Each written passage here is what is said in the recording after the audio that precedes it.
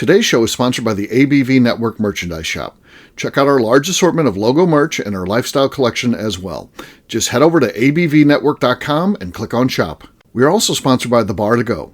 The Bar to Go offers a fully customizable carrying case that allows you to take your favorite distilled spirits or cocktail ingredients with you. Whether you're looking for yourself, a customized gift, or logo items for your business or event, The Bar to Go can help.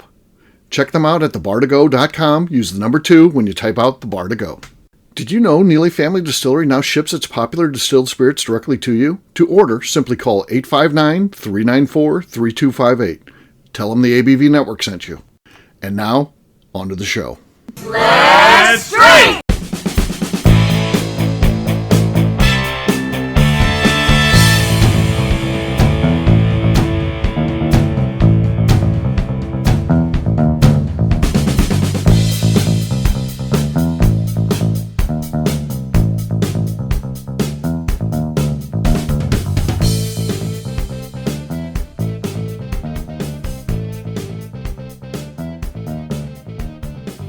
Welcome to the Bourbon Daily, the podcast about everything bourbon delivered to you every day of the week. Today on the show, we ponder what may be next for Wes Henderson after retiring from Angel's Envy. My name is Miss Beka Sue. Please join me in welcoming my co-host, Steve Agley, along with our special guests, Shawn Stevens and Katie Joyce. Hey, gang, what's up? Howdy. Hi. Hello. So we're going to have a little bit of fun today because we're going to be speculating. None of us here has any insight. If somebody does, they can let us know when we get to that part of the show. But this is really speculation. Wes Henderson is 56 years old. He recently announced his retirement from the business. And is he really retired? I mean, I know he has a place in Florida, and I'm sure he's spending some time there now, especially because it's been cold and winter and stuff like that. But as we begin to warm up, does he start missing the grind? Does he start missing being involved in the business and things like that? So is there something else for Wes out there? We'll talk about that. Again, purely speculation, no insight or anything like that, but we'll get to that after the break. For right now, Katie said there's something she wanted to talk about. What is that? Yes. So if you were in a career, if you had chosen a career totally different from the career you've ended up in or that you've had, what would it be? What would it be? Okay. I'll say something that it would be a career pivot from where I'm at now, but could lead me back into the business, but in a different way. And I think a filmmaker. I think that if I had the ability to edit movies and things like that, I think I got a lot of great ideas, but I don't have the ability to shoot film, edit movies, all the things that you need to do. And I think there's a lot of stories to be told out there. As I look at the bourbon industry, I just think, man, I'd like to capture an interview with this person and a documentary about this person. And I think it ends up becoming very important for history. I think what's so neat about that work is, I don't know how important a show is about, Wes Henderson's future, from a podcast perspective. But if I'm making a movie where I'm interviewing Wes Henderson and talking about, how he got to, with Angel's Envy and working with his father, and then what he might be doing in the future, I think that generations down the road might want to look back at that. And I think that's the difference. I think that filmmaking is, it lends itself to being, down the road, people go back and look on it. So I think it ends up being very important. So I wish I had those skills, that set of skills that would help me do that side of the business. So that would be something I would want to do. Shawn or Beka, either of you two come up with something that would be a totally different career? All right. Beka, you raise your hand. What do you got? So I have a different perspective on this, which let me explain. Okay. I remember years ago, Steve, we had this same question. Okay. We did it, and this was a long time ago. We had the same question on a podcast. Yeah, we've been working together like 5 years, so this sometimes. Yeah.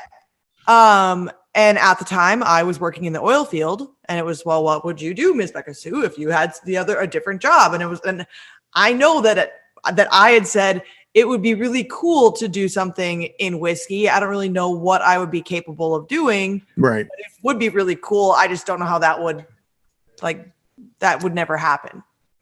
So I answered that question a few years ago, and I solved my question by marrying Royce. Right. Now I do all the things at the distillery. Yeah. So I've already done two opposite things where it was, well, I mean, it would be cool to do this, but I don't know how that would ever happen. Here I am. Yeah. I live in Kentucky now. Okay. Shawn, if you could do something that was totally different, what would that be? For some reason, I've always been interested in sign language, and got to a point to where when I was a lot younger, before the kids were born, so I'm talking 30 years ago, I even went to the trouble to take a couple of years of classes at U of L and wanted to be an interpreter at one time. The problem with back then was U of L was only offering a junior degree. So it was only 2 years. And for you to get your full degree, which you had to have to get paid, I was going to have to go down to Western Kentucky and go to school for a couple of years, which was out of the question. Yeah. But I would have loved to have been a deaf interpreter. Okay. Wow, that's cool and very different, unexpected, and yeah. Something. Do you still use the skills that you did learn as? I do. Yeah. If opportunity arises its head, I will help between people that can hear and people that can't hear. Yeah. Okay. Wow. Very cool. Very cool. Yeah. Yeah, I like that. Katie, again, I think Shawn's winning the show right now. What Right? was yours? Like, yeah, I've always winning. found sign language rather fascinating. So that was really cool. Yeah. It's a few... the way it was taught to me was it's like learning a foreign language without learning a foreign language. Yeah, I can see that. You don't have to like conjugate differently, etc. American Sign is almost like Pig Latin. It's, Okay. I go there, exact English, which is exact English. Yes, you have to use the A's and the Th's and all of that. One of the courses that you have to pass to get your license, but very few people use exact English in interpreting. When you watch an interpreter, say when your governor is speaking, they're using American Sign Language. Okay. Yeah. Have you ever seen those situations? It seems to happen in Florida more than anywhere, where they have someone, and I don't even know how it happens, that doesn't even know sign language and steps up and talks. Well, the governor's talking, they're making just crazy signs. Do you ever see those and be like, what the hell's wrong with that person? No. I've seen that before. I have Yeah. to. No, but It's on YouTube. You can check it out. You have to understand that there is a different dialect, say from Florida to Kentucky, okay. and they could very well have a small change in one of the words. It just because that's what they were used to down in Florida. That's the way they were taught, and just over the generations, it just became the norm. Okay. All right, Katie. How about you? You asked the question. There's got to be something good here. What is it? So a few things. One, it crossed my mind I could be a commercial pilot because I have my private pilot certificate. So I could see me have gone that route. Yeah. Another is an architect because I really enjoy kind of like drawing out houses. And I think I very likely would have gone that route if I didn't have my dad as an attorney. So I could see like, I know the exact path I can take. You know the path, yes. Yeah, there was no guessing to that. If I want this path, it's here and it's available. So there's no uncertainty. And then I did as well. So I started out college at Rolla for engineering. But I think that one is crossed off. That was a good choice to leave that and change to criminal justice. But the other one would be running like a nonprofit. So involved with like a bigger nonprofit helping. I think that would be really rewarding into that area of work. Nice. So I think that's part of my problem is I saw that clear path to law working for my dad. So then I was like, I have so many other ideas that come up. I'm like, there's something clear. Let's go for that. Heck yeah. Well, I had two uncles that were sheet metal workers, so my path was kind of clear too. Back, there you go. 35 years ago. Yeah. All right, gang. Well, guess what? It's time to drink. What is everyone drinking? Let's start with Beka this time. She's been doing samples. Is she going to continue with that? Or is she doing something else? I'm just doing another sample. Okay. So yeah. I'm going to do this. Last show pour. I have no cork pop. This is a handle of ancient age. Is this going to fit in the glass? It's a handle. I don't think that's going to fit. It's a 6-ounce Glencairn. I think you have to try. I'm going to try. I'm definitely going to try. Do we think? Katie says no. Shawn, do you think it's going to fit? Bottle kill. I guess Yeah. anything can fit if you're brave enough, but Yeah. What do you think? What do you think, Becca? Is this going to fit? Yes. Okay. All right. We're going to see. We're putting it to the test. Here we go. On camera. All right. So far, so good. I think we got it. I think we got it easy. Yeah. Woo! I think it ends up being about Oh. 4.75 ounces out of the 6. So I made it. a lot. Good God. Oh, that's a last short pour. That's The end of the night. Yeah, end of the night. I mean, I'll just go pass out on my couch after this, and yeah, it's fine. It's fine. We do this from the safety of our homes. Sean, what do you have? I have an Aberfeldy 12-year-old from the Highlands of Scotland. All right. Oh, that was Nothing terrible. there. That's embarrassing. That's embarrassing. Oh, I'm sorry about that one. oh, yes. Okay. Nothing Here- worse than a loose cork. Okay. So here's where we're at. That made no noise. So here's where None. we're at, Katie. If it is audible, you win. If not, it ends up being a 4-way tie between All right. the rest, all of us, because none of us produced any All right. sound. We were either samples or a bad cork pop. So here we go. All right. Do a This little could stretch. be 4 for 4, by the way. This is important because it's 4 for 4. Set aside. Okay, we're gonna try. Yeah. It's, Okay, right it's here. the We're equivalent gonna of try. batting for the cycle in baseball.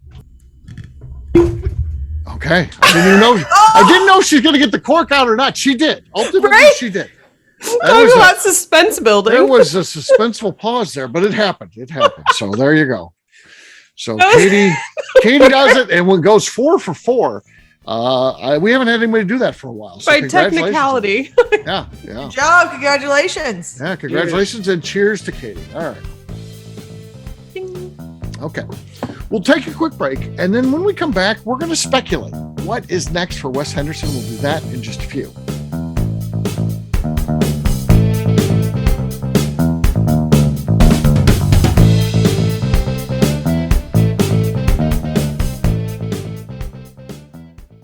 Hello, this is Steve Akeley of the ABV Network. Let's talk about the people who make this show happen. First up is Leatherwood Distillery in Pleasant View, Tennessee. Company founder Andy Lang started distilling as a hobby while serving his country as an elite Green Beret. Andy distilled all over the world during his time in the military and brought this passion back to him in the U.S. when he returned home. A visit to Leatherwood combines Andy Lang's unique distilled spirits and a museum of artifacts from his time serving the U.S. Share a drink with a fallen soldier at their bar where you can grab an acrylic bio off the wall that celebrates the individuals who gave the ultimate sacrifice to protect his or her country. They will also ship their distilled spirits directly to you, so check them out at leatherwooddistillery.com. Hi, this is Steve Akeley, owner of the ABV Network. We're sponsored by the Stave and Thief Society. This is where you, a bourbon enthusiast, can expand your knowledge and emerge a bourbon steward. In 2017, I completed my Executive Bourbon Steward certification. It's the most comprehensive bourbon certification program available and connects you with an expansive network of bourbon enthusiasts and professionals. Check out the full listing of in-person and online certifications and join the society today by enrolling at staveandthief.com. Okay, let's talk about Neely Family Distillery. In 2018, I met Royce Neely at an industry event. He started appearing on our shows, and we became friends during my frequent visits to Kentucky. Today, he's leading the way for young distillers making their mark on the bourbon industry. A visit to Neely Family Distillery combines family history, a look at what makes their products unique, and of course a tasting through their whiskeys, moonshines, and creams. Check them out at neelyfamilydistillery.com and visit them in Sparta, Kentucky.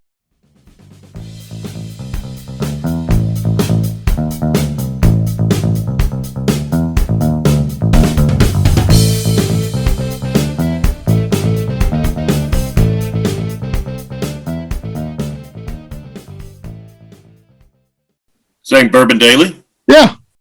Okay, you're listening to the Bourbon Daily. No, your name first. My name. Who you are. Yeah.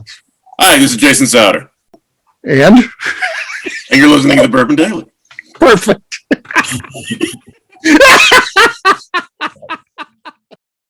Welcome back to the Bourbon Daily. Today we're talking about what Wes Henderson is doing. Yes, we are. So for those of you that don't know, so Wes Henderson has retired. So Wes Henderson, if you want to get into his background just a little bit here, he grew up in the business. So his dad was a noted distiller, Kentucky Bourbon Hall of Famer, Lincoln Henderson. So a lot of us know Lincoln Henderson from Angel's Enemy because his signature's on the bottle. So newer bourbon fans, that's probably the first way they know him. You really should know him as a great master distiller for Brown-Forman. I mean, he worked there for many years, entire career. retired from that, did some consulting, helped start up like Wyoming Whiskey was one of the ones that he helped out. So he's got a great footprint out there. And then of course he and Wes got together and started what is now Angel's Envy. And Wes has been running that. I know he's been bringing some of his sons. Wes famously has 6 sons, which I always like to joke with Wes when we'd have him on the shows and that. Imagine his grocery bill when he's got like 6 teenage boys. Imagine what. Oh my gosh, I can't even, he had to keep working just because of that. So a couple of his sons have joined him. I want to say there's at least 3 of them now that work for Angel's Envy. And Wes has decided to retire. And I think he can retire. I think that could be it. If that's what he wants out of life, he can retire. I know he's bought a place in Florida. And when I've talked to him a couple of times, he's actually been in Florida. He likes to spend a lot of time there. And maybe that's all he wants to do. And if so, I'm not criticizing that. That is perfectly fine. And sounds pretty good to me, actually, especially during the cold winter months. Sounds actually pretty spectacular. But is there something else for Wes? Does he do this for a little while? And again, at 56 years old, he's got a lot of gas left in the tank. Does he start another business? Does he become a consultant and work with other places? What do we think might be in the future for Wes Henderson? And again, we're all guessing here. What do you guys speculate we might see happen with Wes? I don't see him leaving the brand. Mm-hmm. Jimmy Russell could have retired 20 years ago, and he's still in the gift shop, 3 days a week? Oh, yeah, definitely. That's been one of the greatest signs, too, with COVID. For a while, he wasn't in the gift shop at all. It's like, we're losing everything in life. But now he's back. He's back signing bottles, and that it feels pretty darn good. It feels 86 years old. My gosh. Yeah. I'm only 63, and I stopped going places for years. Yes, yeah. He's 25 years old. So you think the future for Wes holds, hey, stick with the brand, represent it. Maybe you're signing bottles. Maybe you're doing events, dinners, and things like that. Yeah. And obviously with his sons being involved, it's not a bad thing. Yep. I mean, travel the world. Right. I mean, I spent 35 years in a career that I've been away from it about 15 months, and I've started putting stuff in the garage so I can start doing metal again for poops and grins. I don't see him stopping. Yeah, I don't see him just retiring either. I mean, again, I'm not going to act like I'm his best friend or anything. I know him and I've seen him, talk to him several times, but but I just don't see him just being like, this is it. I'm done. I'm going to hang out on the beach and, that stuff's nice. Him and his little metal detector. Yeah. No, I don't see it happening. No, I don't see it happening. Now, he could very well get to a point to where he's spending most of his work time in Florida and warmer climes in the wintertime for doing the same thing. He's at the stage where you can do what you want. So if it's to be in Florida or if it's to be, hey, traveling the world because he wants to see some stuff. I've got to be in London next week for an Angel's Envy tasting. If that's what he wants to do, maybe that's it. Because number one, I don't have to do the paperwork anymore. I can just go. Yeah. That's a big part of it. Yeah. What do you think, Beka? Like when you look at somebody like Wes Henderson, again, like they never retire. I don't think he's going to. His dad never really retire. His dad retired from Brown-Forman. Retire. It's right with the asterisks after. Yeah, I'm with you guys. Like I see him like teaching classes and doing tastings and just being there all the time, regardless. It's exactly what Royce would do too. It's what every single one of these guys does. Yeah, they don't want to leave, they act like, I'm going to start just vacationing all the time. Maybe more than you did, but still so connected. You can enjoy more of your time, certainly, but there's still that draw into this is all you've known your whole life. Well, when we've interviewed Wes, he talks about as being a kid running around in Brown-Forman, and one time he opened a refrigerator and left it open and it ruined some stuff like yeast and stuff like that. Oh, no. I mean, this is all he's ever known. I mean, he grew up, literally grew up in this business. His sons have to have kids. Right. I imagine. And I would bet out of 6, chances are good. Yes. Yeah. And I would bet that he wants his grandkids to have the experience of like going to the distillery and seeing their grandfather there. Right. Yeah. And like hanging out with their grandfather at the distillery and stuff like that. Like this is good. I'm liking this because I don't want Wes to go away. I like Wes. Now we might be wrong. He might say fuck all this stuff and like never see him again. I'm just disappeared. Yeah. I want to be very clear that none of us is offering insight here. It's conversations with Wes. We're just guessing what might be next. How about you, Katie? What do you think might be next for a guy like Wes Henderson? So for sake of discussion, I'm going a totally different route here. So I looked up a little bit about his background. He did study aeronautics at Florida Institute of Technology, and he is a pilot as well. He's also a firefighter, volunteer firefighter, and serves on various community organizations. So he keeps himself busy for sure. Yes. My guess is that he is going to get involved with a charity that he's going to create. And it's going to involve flying, that he will do these trips for people. And he's going to go take them out flying around Florida. Maybe involve a seaplane, involve some fishing, but then come back. And at the end of the night, there's going to be like a whiskey tasting. And he's going to raise a whole bunch of money for these charities and community organizations that he's doing, but to take it as like an entertainment venture. So that's my take. Let me know what he needs to let me know when I'll book it all out for him. You can kind of work it out for him. That'd be good. Yeah. I feel like 5% under the going rate. Right. Yeah. 5% under the going rate. Fair enough. He can also be a hair model. Wes Henderson, he's got some of the best hair in the bourbon industry. He's got that helmet of hair that I wish I had.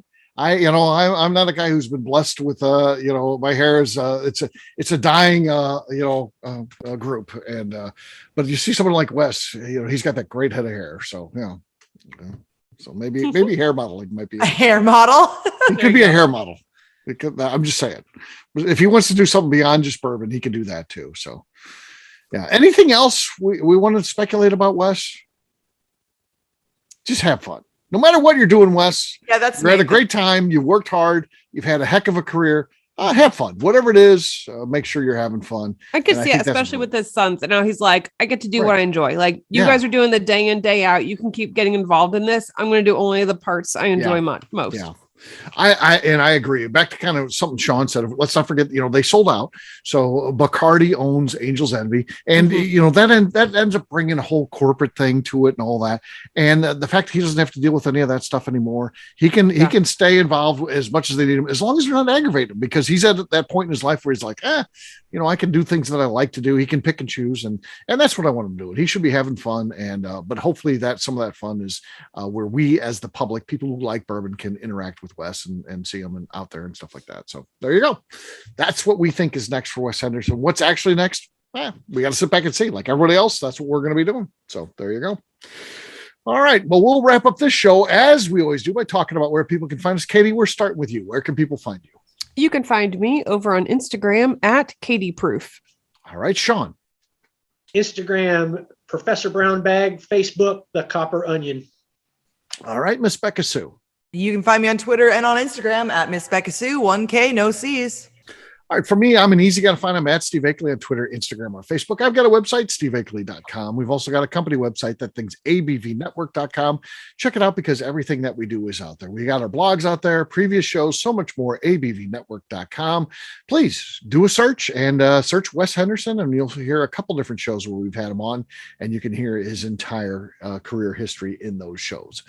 Ms. Beka Sue, anything else to say before we get out of here? I'd just like to remind the audience to please give us a 5-star review that includes comments. It helps new people find the show, which is very important to us. If you like what we're doing, we ask you please visit our Patreon page at patreon.com/the ABV Network. All right. Great job today, gang. For our audience, we'll have a brand new show for you tomorrow. Looking forward to that. Until then, take care, everybody. See ya. Bye. Bye-bye. Peace.